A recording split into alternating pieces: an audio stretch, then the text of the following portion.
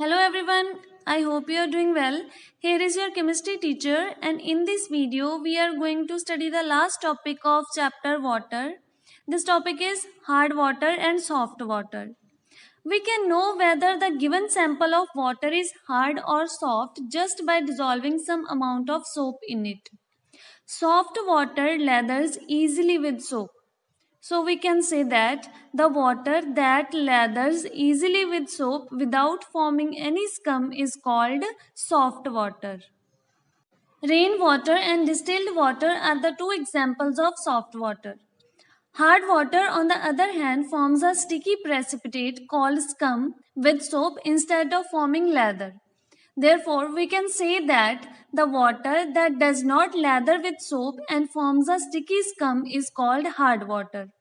The water in well, sea, etc. is hard water. Actually, water can be hard or soft depending upon the type of salts present in it.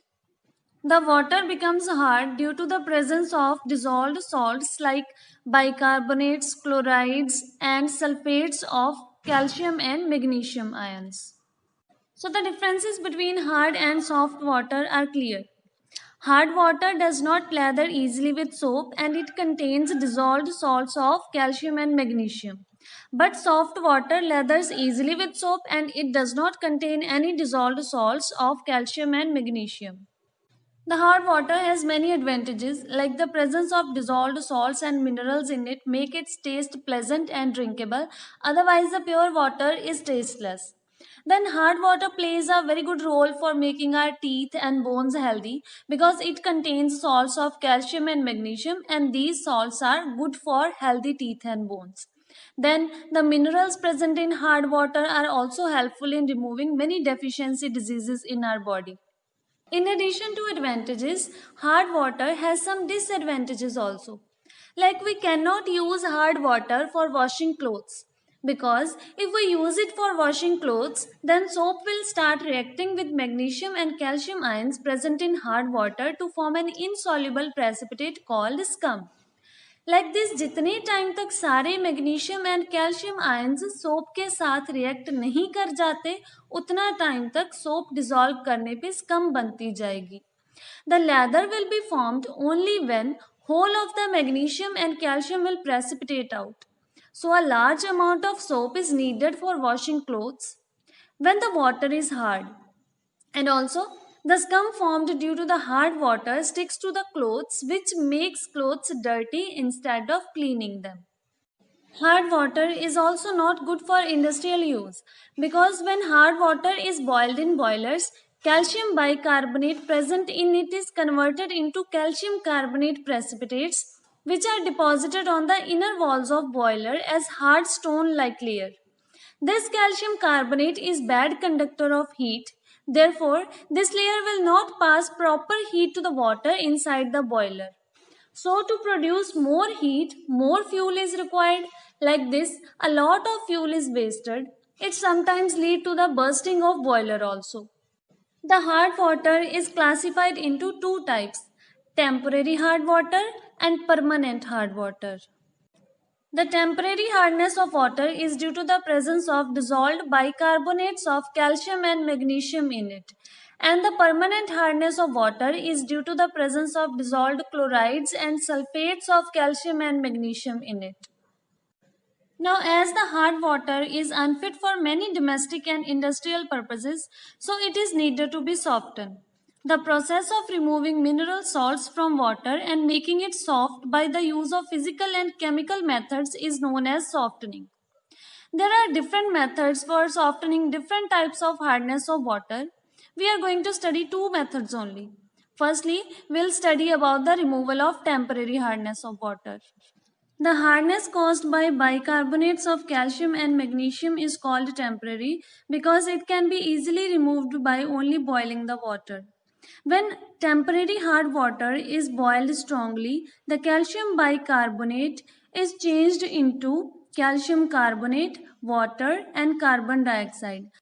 Likewise, magnesium bicarbonate changes into magnesium carbonate, water, and carbon dioxide. The calcium carbonate and magnesium carbonate are insoluble in water and thus form precipitate. This precipitate is removed by filtration and the water thus obtained after filtration is no longer hard. So simply we can say that the temporary hardness of water can be removed by boiling the water. When the temporary hard water is boiled, the calcium bicarbonate and the magnesium bicarbonate are changed into calcium carbonate and magnesium carbonate respectively, which are insoluble in water, and thus these can be removed by filtration. And the water obtained after filtration no longer contains calcium and magnesium ions, so it will be soft water. The permanent hardness of water is removed by treating the water with washing soda. When washing soda is added to hard water, it combines with chlorides of calcium and magnesium present in water to form their corresponding carbonate salts along with sodium chloride. At the same time, the washing soda also combines with sulfates of calcium and magnesium to form their corresponding carbonate salts along with sodium sulfate. The carbonate salts of calcium and magnesium do not dissolve in water and thus form precipitate. The precipitate is removed by filtration and thus water is free from calcium and magnesium ions and therefore it becomes soft water. Therefore, simply we can say that the permanent hardness of water can be removed by treating it with washing soda. When washing soda reacts with the chlorides of calcium and magnesium present in hard water, then carbonates of calcium and magnesium are formed along with sodium chloride. And when washing soda reacts with the sulfates of calcium and magnesium present in hard water, then carbonates of calcium and magnesium are formed along with the sodium sulfate. The carbonates of calcium and magnesium are insoluble in water and therefore they form precipitate, and this precipitate can be removed by filtration. And that's how permanent hard water can be made soft. Now let's see some differences between the temporary and permanent hardness of water. Temporary hardness is caused by bicarbonates of calcium and magnesium, but the permanent hardness is caused by chlorides and sulfates of calcium and magnesium. Then secondly, the temporary hardness of water can be removed by simple means such as boiling.